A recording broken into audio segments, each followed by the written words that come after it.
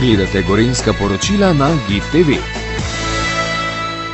Odkar sem postala predsednica, se velikokrat odpravim po terenu, po Sloveniji, predvsem rada zaidem v gospodarstvo. Zadnje čase pa seveda zelo pozorno spremljam, kaj se dogaja na področju, rekla, prehranske suverenosti. Namreč zadala sem si en cilj, da bo treba v Sloveniji več delati tudi zaradi podnebnih sprememb. Vsi skupaj ugotavljamo, da so včasih kakšni postopki zelo zbirokratizirani v Sloveniji, da ni neke kohezije, neke sinergije tudi med samimi kmeti in potem prodajalci in proizvajalci pridelkov iz sadja. Kot predsednica bi si želela poenotiti mogoče te dobavne verige. Oktobra bomo v predsedniški palači oziroma na Brdu organizirali forum na temo prehranske suverenosti, zato se tudi toliko srečujemo v teh dneh s proizvajalci oziroma tudi kmeti. Kar bi pa rada povedala, je pa še tole. Bila je toča pred nekaj dnevi, neurje. Na tem mestu seveda zahvala vsem, ki so pomagali odpravljati posledice neurja, slovenski policiji, slovenski vojski, vsem kmetom, tudi proizvajalcem, ki imajo kapacitete za proizvodnjo sadja in zelenjave. In vendarle, kaj se pokaže v takšnih situacijah? Tudi v tej situaciji se je pokazalo, da proizvodna podjetja, kmetijska podjetja, ki imajo obrambo pred točo, so utrpela seveda bistveno manjšo škodo. Mislim, da bi se morali vsi kmetje počasi v Sloveniji začeti zavedati, da ujme so dejstvo, mimo tega v prihodnosti ne bomo več pobegnili in da je treba delati na preventivi, torej na varnosti. 430 hektarov poškodovanih v občini Krško, nekje 30%, nekje tudi 100%. Skratka, to je naša nova kruta realnost, v prihodnosti, kot sem rekla, ne bo nič drugače. Želim si, da bi vlada prisluhnila terenu, da vsi skupaj za prihodnost Slovenije naredimo nekaj več na področju, rekla, prehranske suverenosti. Temu bo namenjen tudi forum in zaključki foruma, tako da se res že veselim. Tudi direktor Kozole je obljubil prisotnost na tem forumu z mnogimi drugimi strokovnjaki in, kot rečeno, oktobra bomo vedeli že več in dali seveda tudi potrebne zaključke in predloge vladi, kako odpraviti težave, ki nastajajo na terenu. Hvala lepa. Menda ste si neke zgledne primere ogledali? Tukaj? Ja. Ja, seveda. Kakšni so bili ti primeri? Mislim, da je podjetje Eurosat lahko zgled mnogim, namreč kar v 90% protitočne mreže in to je tisto, kar je njim rešilo pridelek, nenazadnje obstoj delovnih mest, prodaja na trgu.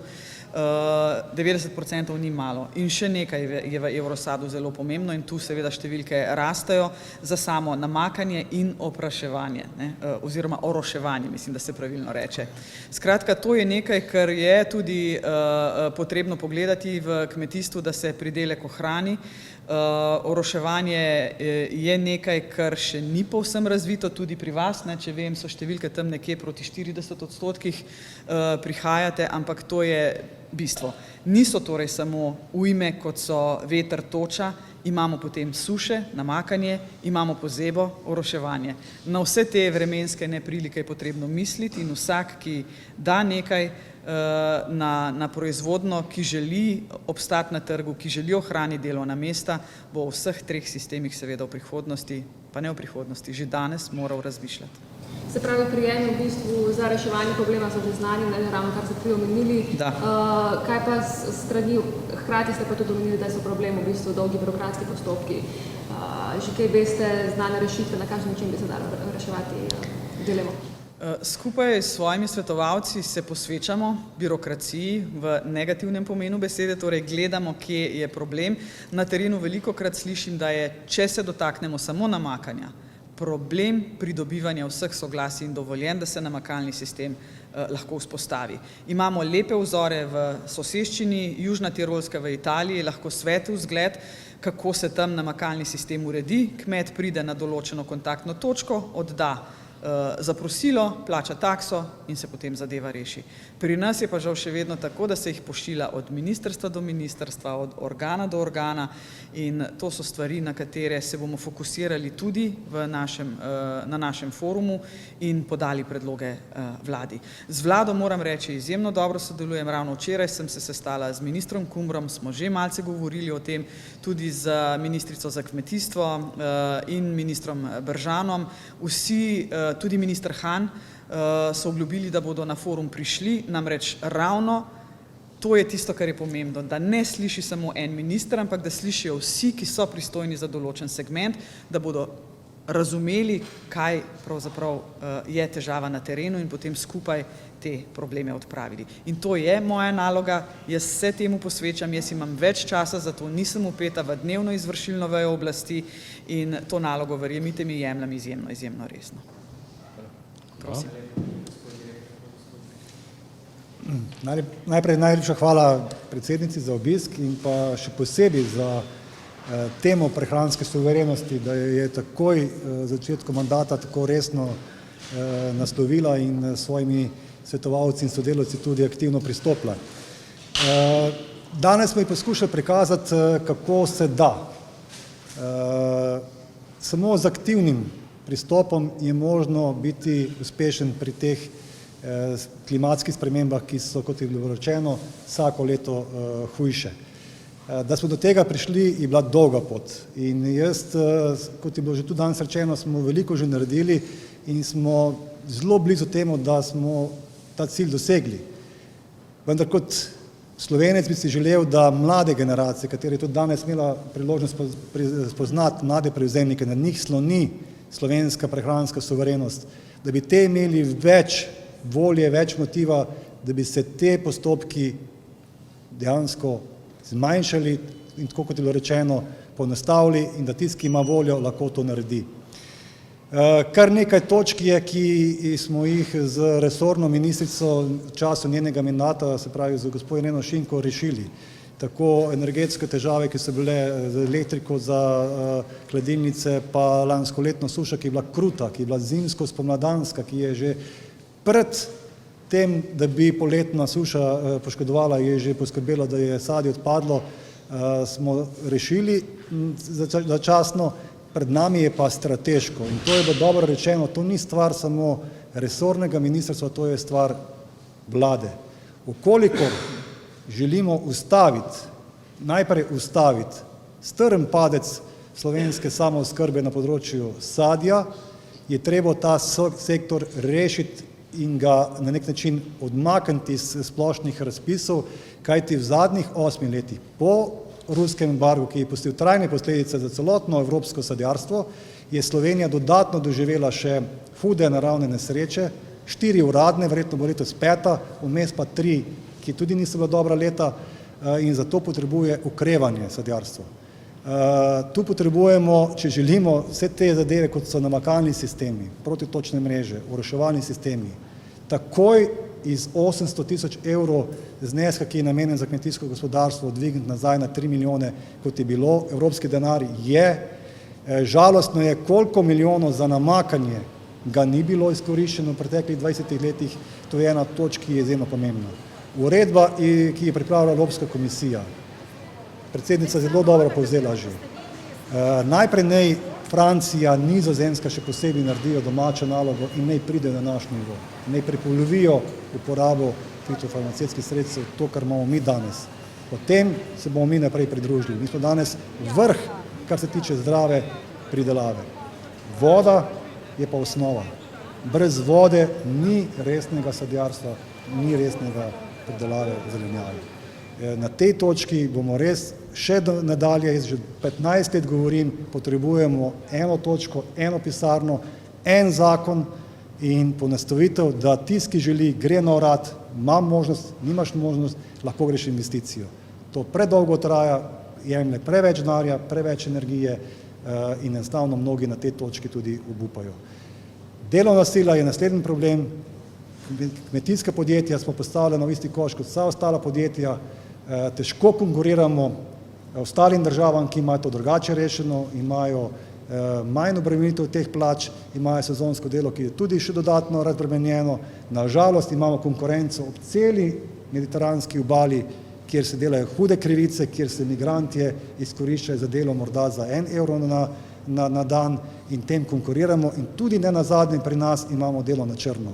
Mi si želimo poštenega plačila za naše delavce, hkrati pa tudi zagotoviti primerne cene in če to lahko strateško uredimo tudi, da razbremenimo tiste plače, ki so na terenu, v sadovnjaku, v rastlinjakih. Ne potrebujemo podpore za pakiranje, za ostale službe, izključno za delo na terenu. In kot zadnja točka, mi bomo tudi na Agri 29.8., ko bo gospodarski dan, imeli okroglo mizo na temo samooskrbe. Ena zelo pomembnih zadev je tudi kršitve.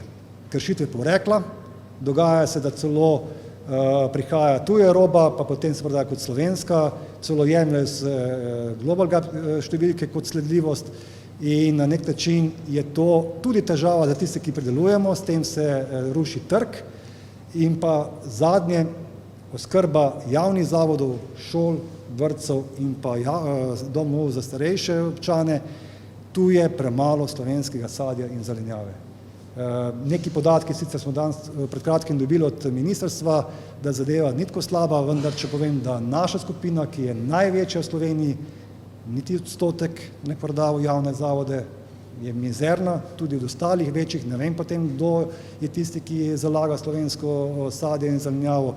Tu vidimo velik prostor, da bi lahko naredili velik korak naprej, tako za pridelovalce, še bolj pa za te, ki bojo to sadje in zelenjavo dobili, kajti zaključim, da imamo v Sloveniji vrhunsko sadje in zelenjavo najvišje kakovosti za zdravje potrošnika na najvišjem nivoju in strateškim pristopom lahko ta padec ustavimo oziroma potem tudi v naslednji fazi dvignemo. Tudi naša zgodba Eurosada šla v to smer, zmanjšujemo jabolka in širimo ostale sadne vrste, s kooperanti širimo nabor zelenjave, krompirja in skrbimo, da se ta trend padanja samooskrbe v Sloveniji ustavi. Zato se še enkrat zahvaljujem, z veseljem bom pristopil tem forumu in naprošam tudi ostale, da naredijo vse, kar je v njihovi moči, da obrnemo in strateško dvignemo slovensko samooskrbo sadja in zelenjave. Hvala. Ste imeli zdaj zaščito pred točo, se poznajo rezultati, verjetno poškodbe so bile na zaščiti mreže. Minimalne, tako da ni vredno besed, največ škode imamo na strehi, tam, kjer ni sončnih celic, je par lukenj, ampak to ni vredno besed, ko gledamo slike tisti, ki jim je resnično uničilo ne samo pridelek, mnogim tudi še kako leto naprej. Ker niso imeli mrežo. Ja. Tudi določene mreže, no morda da povem, so dejansko tiste, ki so kot streha, so res prava zaščita. Mi imamo en manjši kompleks, kjer je mreža preko drevesa, ker so pač terase in tam je pridelek uničen. Ampak govorim res hektar, 2, kar za nas v tej masi ni veliko, tam, kjer imamo pa sistem spostavljen, ni škode, veliko večja škoda je zaradi pozebe. Včeraj je bilo na izredni seji Kmetijsko-gozdarske zbornice močno izpostavljeno, protitočna obramba, kam stališče imate vi do tega, da imajo tudi sosednje države, Avstrija, Hrvaška, dolgo učenje. Nisem specialist na tem, mi smo od leta 2005 šli v aktivno zaščito, se pravi mreže, samo en del še imamo nepokritega, mislim, da v roku 2 let še to ne bo več, še govorim nekih starih sadovnjakih hrušk, ki imamo z nekega razloga še tisto. Mislim, da je bolj primeren za to kakšen drug strokovnjak. Jaz pač nisem strokovnjak za razbijanje teh celic, tako da bi težko komentiral. Je pa žal to naključje, da se ravno pri nas zgodila ta celica, ki potem šla, danes sem bral, preko 4 držav, ne, še preko Hrvaške, Madžarske, Srbije, Romunije, ki je trajal več kot 15 ur, tako da žal, prej je bilo rečeno v strani predsednice, te zadeve se bojo pojavljajo in se tudi bodo. Hvala. A dovolite, gospod župan, en podatek vam bo mogoče zanimiv. Leta 2015 je bila Slovenija v 53% samooskrbna s sadjem. Potem je ta odstotek začel strahovito padati, kot je direktor rekel, zaradi kriz, ki so se začele dogajati na globalnih trgih. Lansko oziroma predlansko leto smo prišli na 21%, lansko leto so pa podatki že nazaj na 29%, govorim samo za sadje. A ne? In izjemno pomembno je, da se bomo začeli počasi približevati tistim 50%, kar pomeni, da ne, bo samo oskrba oziroma ta prehranska suverenost boljša. Toliko sem prej pozabila povedati. Evo, hvala. 53 leta. 2015 je bilo 53%, danes smo na 29%. Jaz lahko samo to rečem, da mestna občina Krško trenutno se ubada s problematiko, ki je nastala po četrtkovem neurju s točo. Kot je že predsednica rekla, 430 hektarjev je kmetijskih površin, seveda pa tukaj so tudi pomembna, ne smemo mimo tega, da so ogrožena stanovanja oziroma stanovanjski objekti, da so poškodovane strehe, da so strehe razkrite tudi na več stanovanjskih stavbah, da je uničenih en kup nepremičnih sredstev, se pravi avtomobilov. Skratka, ta del saniramo in se trudimo, vse razpoložljive javne gasilske službe so na terenu in to odpravljajo. Seveda pa danes je namen obiska drug.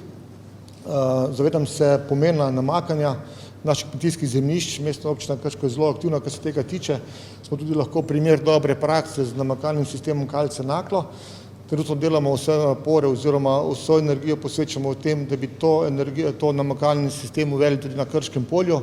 Imamo neomejen kapital, reko Savo, ki teče tu zraven in imamo dovoljenje na podlagi državnega prostorskega načrta hidroelektrarne Brežice, da lahko črpamo 4 kubične metre na sekunde te vode, kar pomeni za naše kmetovalce, ki bodo pristopili k temu projektu, super vir za njihovo povečanje proizvodnje. Seveda pa naletimo na težave pri samih kmetovalcih, predvsem starejše populacije, izogibajo se samemu podpisu teh pogodb in glavni temelj ali pa razlog tega je tudi to, kot je že predsednica omenila, dolgotrajni procesi same pridobitve in pa same realizacije. Tako da verjamem, da bomo na tem pogledu tudi lahko kaj naredili, tudi s pomočjo stališč in pa mnenja naše predsednice, da bomo te postopke skrajšali in da bo našim kmetovalcem, našim občankam in občanom ta pot krajša in ugodnejša in pa prijaznejša in da bomo ta vodni vir, ki ga imamo v neposredni bližini, lahko tudi izkoristili. Hvala lepa.